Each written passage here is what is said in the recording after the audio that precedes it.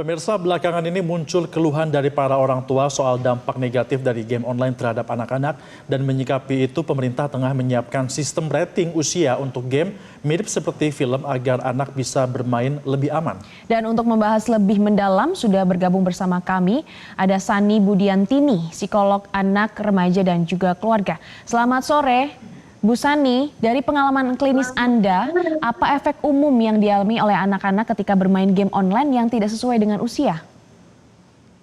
Iya, di sini ada sebenarnya kabar gembira ya dengan adanya rating panduan dari game ini berdasarkan usia, karena ada 3 hal yang sangat mengkhawatirkan ketika anak main game. Pertama adalah konten yang berbau kekerasan secara fisik. Kemudian ada juga yang bersifat ada pornografi, dan yang terakhir adalah ujaran dari bahasa kasar yang seringkali anak bisa tangkap kemudian diaplikasikan di keseharian.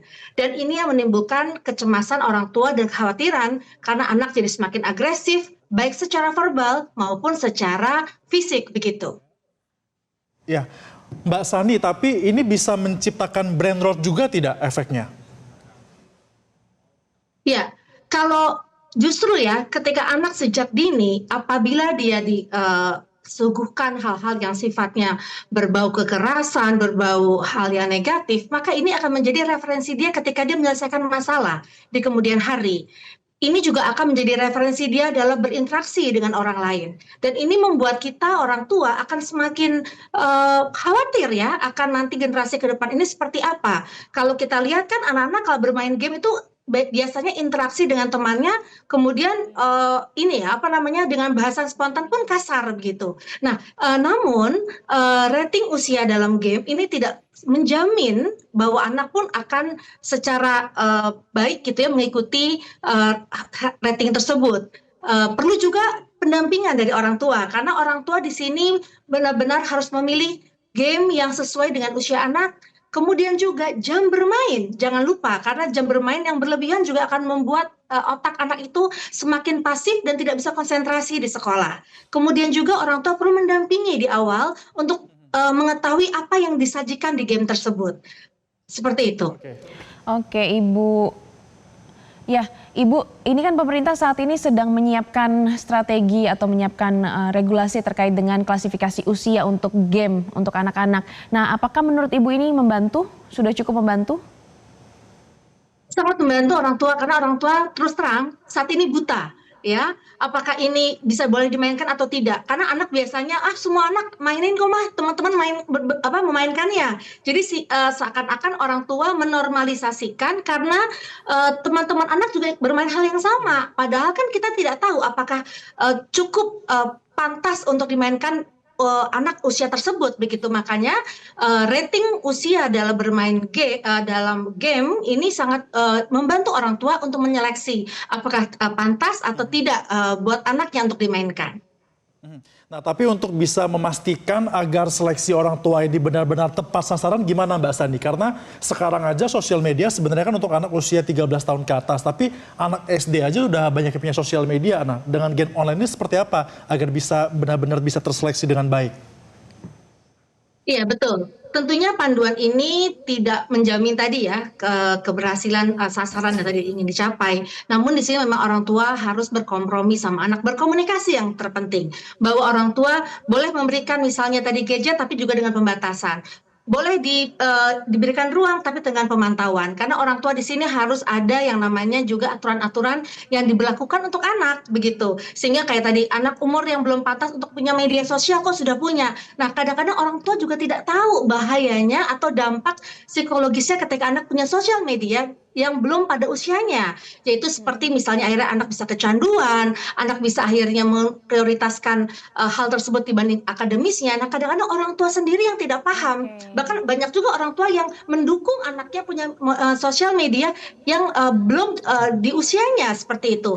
Oleh karena itu menurut saya orang tua juga harus pintar bagaimana menggunakan ya digital media itu di era saat ini, dan harus tahu dampak negatif dan positifnya, sehingga orang tua juga selain dia nanti bisa mengaplikasikan, dia juga aware bahwa ini tuh sebenarnya manfaat atau banyak mudaratnya buat anak mereka begitu. Oke.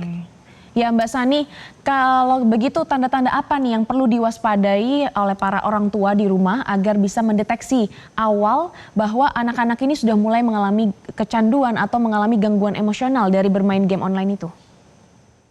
Iya, gampang sekali sebenarnya ya, ketika anak sudah tidak bisa lepas dari gadgetnya. Kemudian ketika anak lebih emosional ketika diajak berbicara, anak sudah tidak mau lagi ngelihat kontak mata atau lebih senang look down ya dengan gadgetnya. Kemudian ketika misalnya wifi-nya mati, kemudian anak cemas, anak berteriak, anak menjadi resah. Kenapa wifi mati? Mereka tidak bisa terima ketika wifi mati dan mereka tidak punya kuota untuk memegang gadgetnya, bermain gadgetnya atau menggunakan gadgetnya begitu. Dan kemudian yang terlebih lagi adalah akademisnya menurun ya, nilai-nilainya menurun karena apa? Mereka tidak fokus lagi belajar, mereka susah menghafal, mereka susah berhitung dan terutama prioritasnya adalah bergeser semua ke dalam bagaimana akhirnya nomor satu adalah bermain gadgetnya dibanding kewajiban mereka untuk fokus kepada akademisnya begitu. Nah, kalau sudah ada tanda-tanda seperti itu Mbak Sani, kalau internet mati mereka marah, akademis sudah mulai menurun, ini orang tua harus mengambil langkah dan sikap seperti apa? Iya, wajib orang tua harus mengambil langkah. Pertama, batasi gadget ya. Tentunya saat ini juga kan sekolah kadang-kadang harus menggunakan gadget untuk mencek misalnya tugasnya, mencek deadline dan sebagainya itu adanya di gadget juga. Jadi orang tua boleh juga mempersilahkan anak bermain gadget sesuai dengan kebutuhannya. Kemudian juga ada leisure time yang dia bisa pakai, yaitu 30 menit paling tidak untuk anak bermain, kemudian stop lagi, bermain lagi begitu. Dan kemudian orang tua juga perlu memperkenalkan anak kegiatan selain gadget. Banyak sekali hal-hal di luar sana yang mengasyikan, bermain kartu, bermain catur, bermain lompat tali misalnya, tapi tentunya anak harus ya tadi disuguhkan dengan hal yang menarik dan orang tua juga ikut serta, bukan orang tua hanya menyuruh tapi orang tuanya sendiri juga tenggelam dengan gadgetnya. Nah ini permasalahannya karena orang tua seringkali menginstruksikan tapi dia sendiri tidak menjadi role model yang baik buat anak, bahkan anak tidak boleh main gadget tapi dia sendiri megang gadget. Nah ini menurut saya juga hal yang tidak fair dan akhirnya membuat aturan-aturan yang berlaku tidak efektif lagi untuk diterapkan di dalam kegiatan sehari-harinya. Oke Mbak Sani, lalu bagaimana dengan orang tua yang tidak punya waktu nih untuk mengajak bermain anak? Kira-kira ada tips khusus nggak sih untuk memilih game online atau game-game lainnya yang edukatif untuk anak-anak? Ya, game itu banyak sekali yang edukatif ya, seperti ada kreativitas, ada knowledge di situ, ada juga mengasah psikomotorik, itu sebenarnya banyak sekali. Cuma tadi bagaimana orang tua pintar memilah, memilih, kemudian membatasi, karena kita tahu bahwa sekian lama bermain gadget itu juga bisa merusak mata, bisa membuat pikiran menjadi lebih pasif dibanding membaca begitu. Jadi yang sebenarnya adalah ketika orang tua kerja, orang tua itu perlu memastikan apa yang anak boleh lakukan dan yang tidak boleh dilakukan. Kemudian juga memperkenalkan anak dengan kegiatan lain seperti membaca, tadi menulis, mewarnai, atau yang lebih besar lagi misalnya tadi ya bermain aktiviti di luar misalnya. Jadi sebenarnya anak mestinya disuguhkan berbagai macam kegiatan yang menarik sehingga walaupun orang tuanya bekerja di luar, anak punya banyak sekudang alternatif kegiatan menarik yang dia bisa lakukan selain main gadget. Artinya bisa dialihkan dengan kegiatan-kegiatan lain di luar dengan dunia digital ya Mbak Sani agar bisa mungkin juga semakin dekat ya antara orang tua dan juga Ya, anak betul. ya. Semakin Agar bisa bonding gitu ya. terjauh dengan game online. Sani Budianteni, Ya, Mbak betul Sani, sekali. psikolog anak remaja dan juga keluarga, terima kasih sudah bergabung bersama kami dan juga memberikan penjelasannya kepada masyarakat melalui program Newsline. Selamat kembali beraktivitas Mbak Sani.